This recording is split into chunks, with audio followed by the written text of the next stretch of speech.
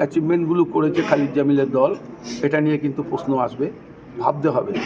মোহনবাগান কিন্তু ইস্টবেঙ্গল ম্যাচ খুব ভালো খেলেনি। মোহনবাগান গোলটার পরে যদি 88 মিনিট তুমি ধরো আর এক্সট্রা টাইম ধরে যদি দেখো, মোহনবাগানের মতো খেলতে পারেনি। বিশেষ করে মোহনবাগানের দুটো উইং প্লে খুব ভালো হয়নি। অপরদিকে ইস্টবেঙ্গল অনেক স্পিরিটেড ফুটবল খেলেছিল এবং সেখান থেকে বেশ কিছু সুযোগও তারা তৈরি করে ফেলেছিল, তবে গোলে শট মারতে পারে। অনেক কিছু করেছে তারা, কিন্তু গোলের মধ্যে যে শট মারলে তো গোল হবে সেগুলো কিন্তু ইস্টবেঙ্গল করে দেখাতে পারে। এই জায়গাগুলোতে একটুখানি যদি ওরা ভালো হয়ে যায় তাহলে ওদের টিমও ভালো হবে। তবে জামশেদপুর ম্যাচ কিন্তু মোহনবাগানের জন্য জামশেদপুরের মাঠে কিন্তু খুব টাফ ম্যাচ। একটা ভালো ম্যাচের অপেক্ষায় কিন্তু আমরা থাকবো, কারণ জামশেদপুর যেভাবে কামব্যাক করেছে। তবে তুমি যদি দেখো কালকে যে গোলগুলো হয়েছিল অনেকগুলি ল্যাপসেস ছিল, যে ল্যাপসেস থেকে গোলগুলো হয়েছে। বড় দল এই ধরনের ল্যাপসেস করে না। সেকেন্ড গোলটা যেভাবে হয়েছে, গোলকিপার বেরিয়ে এলো, বলটা যখন আসছে, একটা প্লেয়ার যখন ট্যাকেলে আছে, তখন কোনো দরকার ছিল না গোলকিপারকে গোল ছেড়ে ওইভাবে বেরিয়ে আসা, তাই জন্য সেকেন্ড গোলটা হয়ে গেল। থার্ড গোলটা তো দেখেছো, তখন তো খেলা তো একেবারে শেষের দিকে, ফাঁকা জায়গায় বল পেলো, শট মারলো।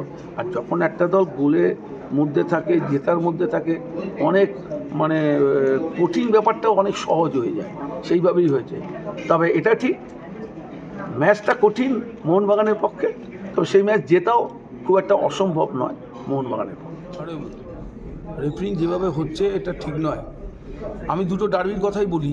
প্রথম ডার্বিতে মোহনবাগানের একটা পেনাল্টি পাওয়া উচিত ছিল, যেটাতে আনোয়ার একটা ট্যাকেল করেছিল, যেটা রেফারি ওভারলুক করে গেছে।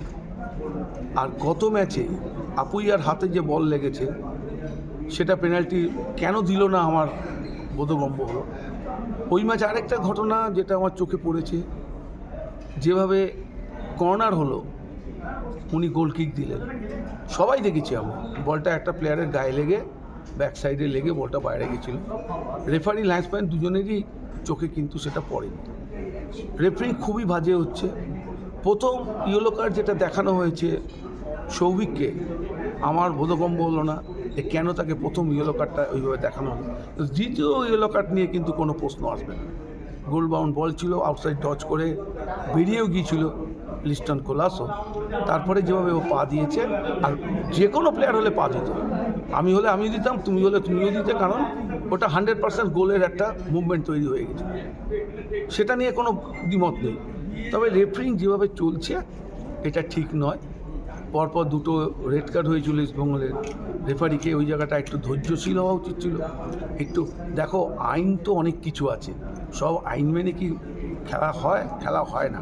কিছু কিছু ক্ষেত্রে ম্যাচটা কন্ট্রোলে আনতে গেলে রেফারিদের কিছু কাজ করতে হয়, সেটা কিন্তু রেফারিদের মাথায় রাখতে হবে। আর সত্যি কথা বলতে কি, এবারের আইএসএল নিয়ে যে রেফারি নিয়ে যে বিতর্ক তৈরি হয়ে গেছে, দেখো অনেকে বলছে অফসাইড, টিভি দেখে অফসাইড বোঝা যায় না। আমিও একটা ম্যাচে একটা গোল নিয়ে মোহনবাগানের বিরুদ্ধে একটা অফসাইডের কথা আমি কিন্তু প্রশ্ন রেখেছিলাম, এটা কি অফসাইড নয়? কারণ আমি তো টিভিতে বসে দেখছি, আমি তো মাঠে বসে দেখছি না। অনেক কিছু চেঞ্জ হয়েছে, যে বলটা ছাড়ছে, যে প্লেয়ারটা অফসাইডে যাচ্ছে, টাইমিং দেখতে হবে, কোন টাইমে অফসাইডের মধ্যে সে পড়ছে, সেগুলো টিভি থেকে কিন্তু দেখা সম্ভব নয়, সেটা মাঠে থাকলে বোঝা যায়। তো যাই হোক, ওইসব বিতর্কে আমি যাচ্ছি না।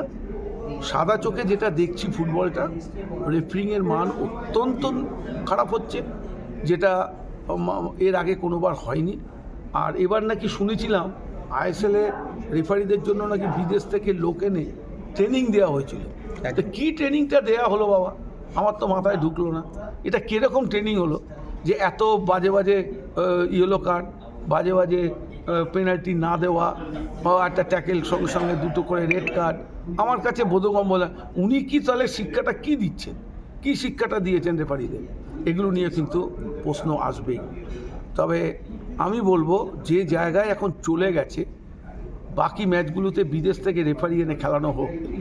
তাতে খরচা একটু বাড়ে, ভার যখন আনতে পারছো না, বিদেশি রেফারি তো আনতে পারবে এনে ম্যাচ, তাহলে কেউ কোনো আর কথা বলতে পারবে না। এ বলছে একে কিনে নিয়েছে, ও বলছে ও তাকে কিনে নিয়েছে। তার মানে আগে যারা যে সাফল্য পেয়েছে, যত ক্লাব পেয়েছে, অন্য ক্লাবগুলো যদি এখন প্রশ্ন তোলে যে তারাও রেফারি পারচেস করে এই ট্রফিগুলো জিতেছে, সেটা কি শুনতে ভালো লাগবে ভাই? কারুর শুনতে ভালো লাগবে না। কলকাতা মাঠে দেখেছি তো পতাকা তুলেছে, হাত নামিয়ে নেওয়া হয়েছে যাতে অফসাইডটা না দেওয়া হয়। এ তো আমার চোখে দেখা রে ভাই।